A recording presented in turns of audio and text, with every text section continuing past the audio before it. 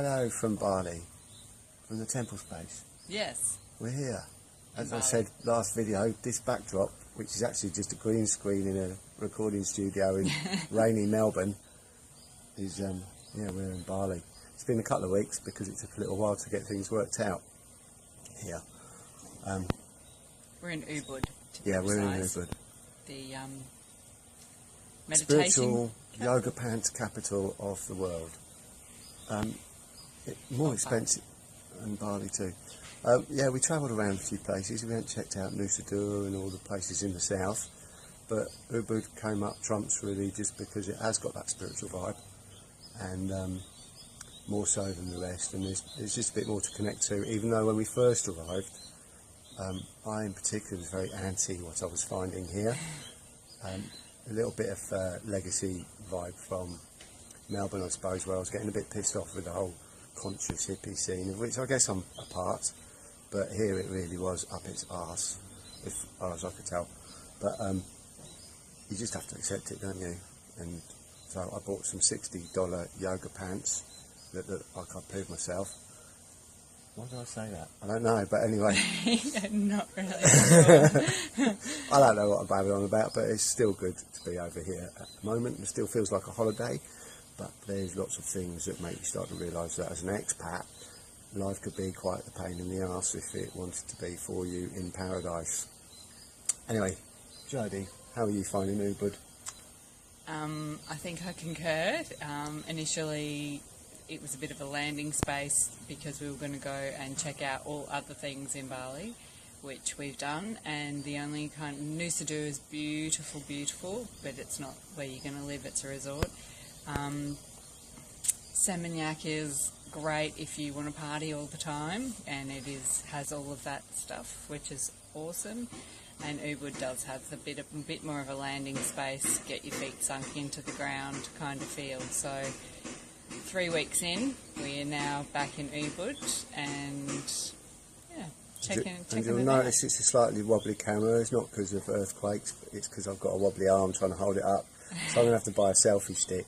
Which shame to say. Been fighting. My selfie stick is starting to ache a little bit. As you can see, there's nice pool action going on in the background. This is what you come to Bali for, and it's good. And once you can get yourself out of the massage parlours that are $6 a pop, you can start to think about what you're going to do. Like this for $40. But an interesting thing we've discovered is that a lot of people are coming over here and working illegally, us expats. So we've got a few issues around that we've got to look into, because if we start doing our stuff straight away, we might well be breaking the law. But as is often the case in a lot of these countries, the law is rather vague and seems to involve payments. Then it doesn't really matter what you do. But yeah, working visas and stuff like that actually aren't all they seem to be. And a lot of people just come over on holiday and do something which is a big no-no. You don't realise it until you come here and find out that people are getting arrested and deported for such behaviour. So we have to tread a little carefully at this stage and just make sure we do everything legit.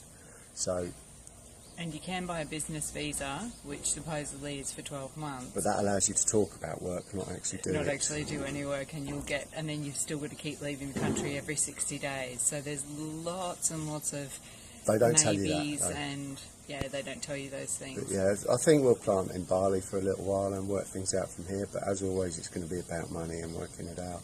And a lot of things are Australian price, so you have to kind of work out where to go. Do you want me to hold it? Yeah. Yeah.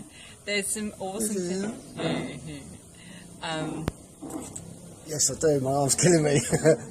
It's been really interesting coming to Bali, actually, and I thought that I would probably have this issue, but I didn't realise how difficult it would be of actually unplugging from the machine that is the world.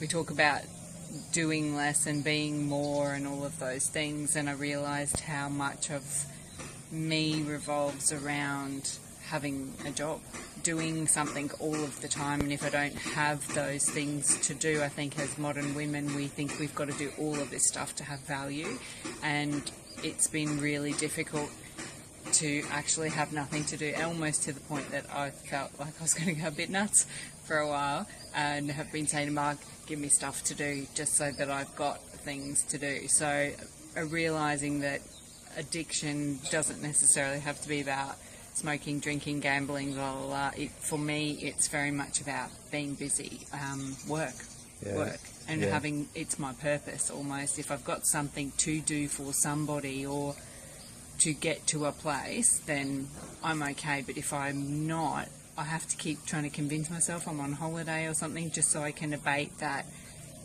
busy little mind. And it's difficult to sometimes get that under control, even by using the gentle resonance techniques that we got at the temple space. I've been using it like 4 or 5 times a day, going to sleep listening to it just so I can have kind of get my mind to quiet itself. So it's been interesting to unplug. Normally we go on a holiday, but it's only for a period of time, but this has no kind of end point, so I'm finding the struggle is talking about strange. unplug, and what you see here is actually a consumer belt. There's obviously loads of people come to Bali to unplug, and what they actually do is come to Bali and shop And drink. But drinks prices are the same as in Australia clubs or English clubs, I guess, as well. It's expensive for alcohol here because it's a mainly Hindu culture, so they're not drinkers, but they're happy to sell it to us. But yeah, the unplug, I don't really suffer that quite so much. I have the opposite, where you can't stay unplugged long enough, and but I just end up going for massages because they're cheap, and then meditating in the afternoon. So it's nice to have that environment which is conducive to meditating, where I found in the city, in Melbourne even, not that big a city, but it was still, there's a certain amount of guilt in stopping and just doing that, whereas here I find that, I'm walking down the road meditating, so it's much easier for me in that regard. I didn't have to unplug myself because I'm a professional bum, really, when I can be, so that for me, but also seeing the tourists, which we are, but the short-term tourists, they still stay plugged in. And I think what you touched on just a minute ago is actually really true. There is a guilt. There's a guilt about the fact that I'm not doing anything, and I don't want to shop. I'm not a shopper per se. And the consumerism of going from shop to shop to shop, even in Melbourne, which has lovely things to look at, I'm not interested. And what am I going to do with it all? Anyway, it's not. It wasn't about coming to Bali to fill my life with other stuff. So it's interesting. And also for us, having kind of pulled the plug on living in the Western culture for a while, but not really knowing where we're going from here, there's a lot of things associated with that you feel like you've arrived in paradise and you're actually existing in a state of freedom. But having unplugged, you've got a fear of where you're going to go after that. What if you run out of money? How are we going to make money? What are we going to do today? Should we go drinking? What are we supposed to do? It's very difficult to actually stop. And I know very few people that can do it for very long periods. I agree. Because lots of fear starts popping up. So that in itself is an interesting sort of meditation in trying to walk the line of freedom, walk a path of freedom and maintain it. I think we'll have to see how that goes for us. It's been a struggle for lots of reasons that would take more than 10 minutes to explain, and probably why it took us 2 weeks to even make this video, because we had to run around like mad bats trying to work out where the good places were and how to kind of function and survive in a very foreign island, because it is very foreign and it's noticeable. Yeah, it is. If you came here again as a tourist, you've come for a holiday week, 2 weeks, whatever it is, and you go see the touristy things and you shop and you drink and you do those things because it's holiday. When it's not that, and you've got no definite, this is what we're doing per se, floating is surprisingly difficult. I found it surprisingly difficult. I'll be totally honest. I've had lots of meltdowns. I've cried a lot. It's I haven't. No. I've laughed at you crying a lot. He has. No. But I have. I've cried a lot. It's real, I think you got to own the stuff that happens in this situation. So it's just real. And that'll do from us for now. I think we will speak to you again soon. Thanks for tuning in to the Temple Space in Bali. Have some ants to look at.